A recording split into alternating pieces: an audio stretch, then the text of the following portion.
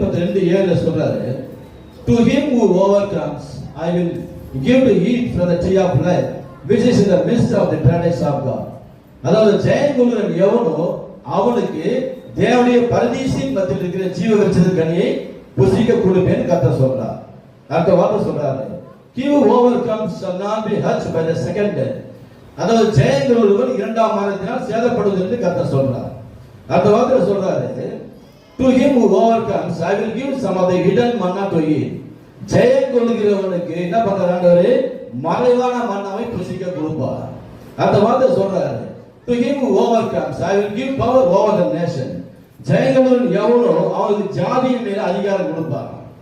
அடுத்த வார்த்தை சொல்றாரு, he who overcomes shall be clothed in white garments. ஜெயம் கொள்கிறவனுக்கு வெண்வஸ்திரம் தரிப்பிக்கப்படுமா. அடுத்த வார்த்தை சொல்றாரு, he who overcomes I will make him a pillar in the temple of my God. ஜெயம் கொள்கிறவனுக்கு என்ன சொல்றாரு? என் தேவனுடைய ஆலயத்திலே என்ன பண்றாரு? தூணாக்குவார். அந்த வார்த்தை சொல்றாரு, to him who overcomes I will grant to sit with me on my throne. ஜெயம் கொள்கிறவன் எவனோ நான் எப்படி ஜெயித்து என் பிதாவின் சிங்காசனத்தில் அமர்ந்தேனோ அது போல ஜெயிக்கிறவன் எவனோ அவனும் என் சிங்காசனத்தில் அமரும்படியா அருள் செய்வேன் சொல்றார். அந்த 8வது வார்த்தை சொல்லப்பட்டிருக்கிறது, he who overcomes I will increase all things and I will be his God and give him myself. Hallelujah. இப்ப நீங்க வாசிங்க வெளிப்படுத்தல் 21:7. அதாவது ஜெயம் கொள்கிறவன் எல்லாவற்றையும் சுதந்திரித்துக் கொள்வான். இங்க வாசிங்க வெளிப்படுத்தல் 21:7.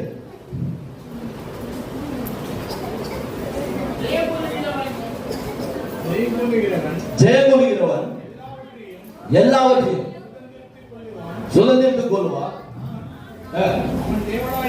நான் அவன் தேவனாய் இருப்பேன், அவன் என் குமாரனாய் இருப்பான். பிரியமான தேவனுடைய பிள்ளைகளே, ஜெயம் கொள்ளுகிறவன் எல்லாவற்றையும் சுதந்திரித்துக் கொள்வான். இந்த கடைசி வந்து நம்முடைய தியானமா எடுத்துக் கொள்வோம். அப்போ தேவனை கர்த்தர் விரும்புகிறாரு, அவருடைய பிள்ளைகளாக நாம் எல்லாவற்றிலும் ஜெயிக்கிறவர்களா இருக்க வேண்டும் என்று விரும்புகிறார். நாமே சொல்லுவோமா? அவன் எல்லாவற்றையும் சுதந்திரித்துக் கொள்ள வேண்டும் என்று விரும்புகிறார்.